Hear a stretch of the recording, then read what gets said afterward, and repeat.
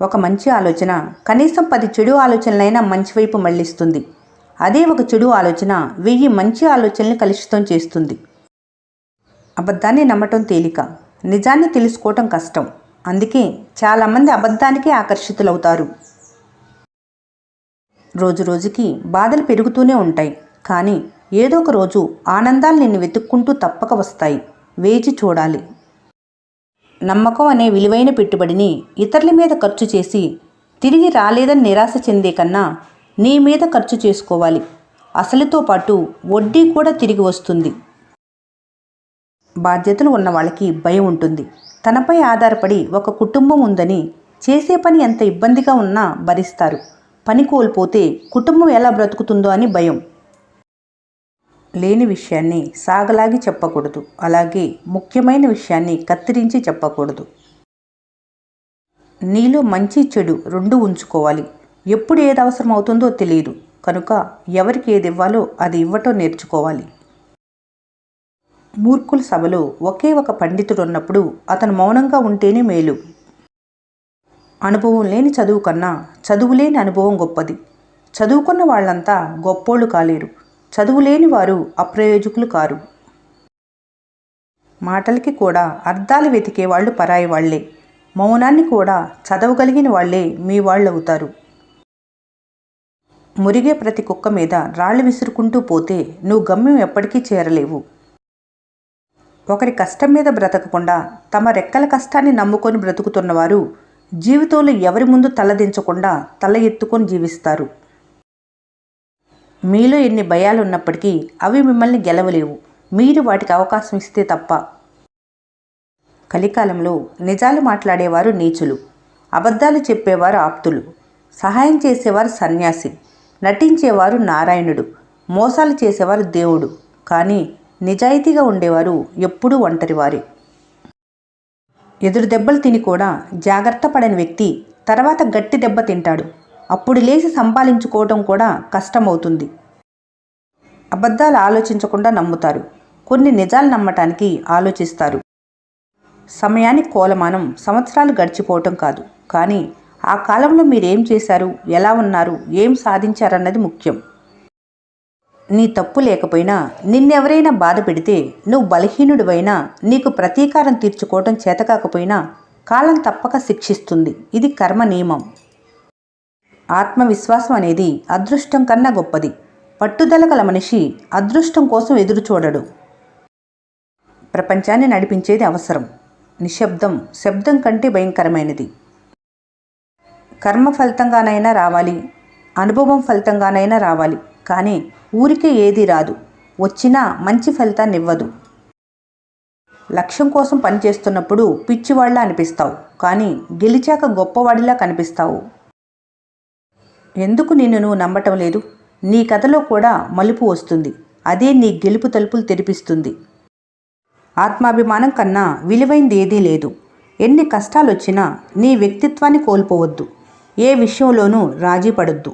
నీ విలువలే నీకు రక్ష. చనిపోవాలి అనుకునేవాళ్ళు ఒకసారి జబ్బుతో బాధపడుతున్న వాళ్ళ దగ్గరికి వెళ్ళి చూడండి. ఎంతమంది బ్రతకాలని యుద్ధం చేస్తున్నారో మీకే అర్థమవుతుంది. ఒకసారి కుండని ఎవరు అడిగారట, నువ్వు ఎలాంటి పరిస్థితుల్లో అయినా చల్లగా ప్రశాంతంగా ఉంటావు కదా, ఇది ఎలా సాధ్యమని.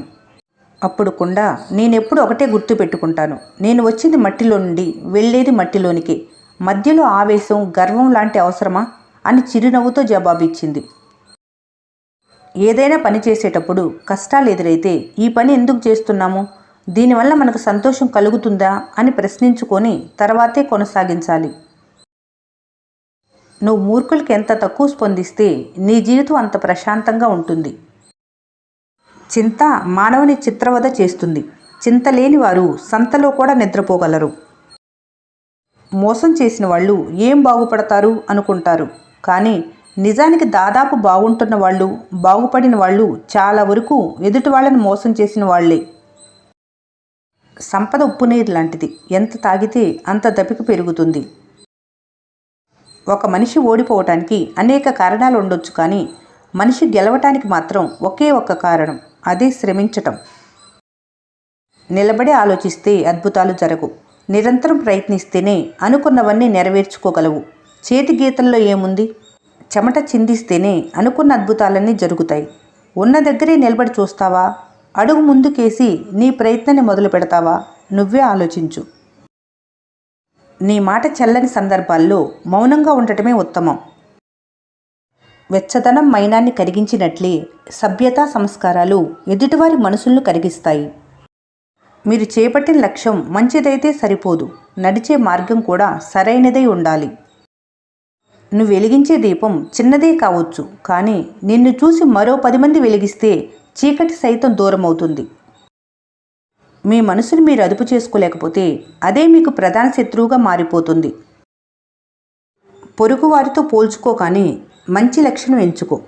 అన్ని విషయాలను అవగాహన చేసుకో కానీ అవసరమైన మంచిని మాత్రమే వినియోగించుకో. ఒకరికి మంచి అనిపించింది, మరొకరికి చెడు అనిపిస్తుంది, మరొకరికి పిచ్చితనం అనిపిస్తుంది.